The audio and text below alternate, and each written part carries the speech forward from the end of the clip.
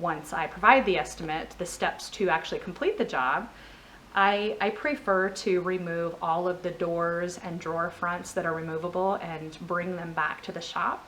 That gives me the opportunity to work outside the client's space, and I don't feel like I'm imposing on them as much. I'm outside of their home.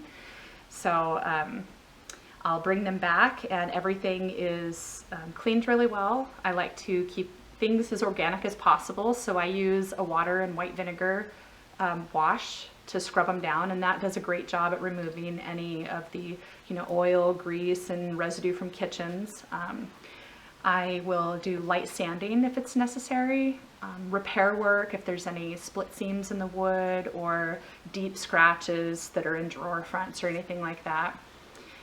Once they're cleaned really well, I prep them for priming. So now my process includes hanging them.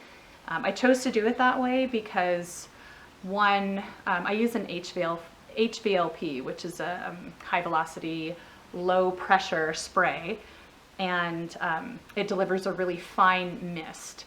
And if the surface were laying flat and I had it stacked, then a mist would kind of drift, and it would require more prep work for me to clean in between each step for the painting. So by hanging them, I'm able to get a nice even coat spray, and I can do a full coat at once, and any overspray will drift down or be evacuated out with the fan that I use. So I do a minimum of 2 to 3 coats of primer, and that ensures a good bond between the top coat of whichever paint it's chosen.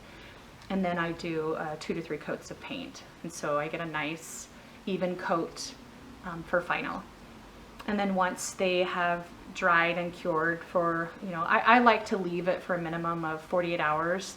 That way, once I transport them back to the client's home, there's less risk of scuffing or dings that happen. And I just do the process in reverse.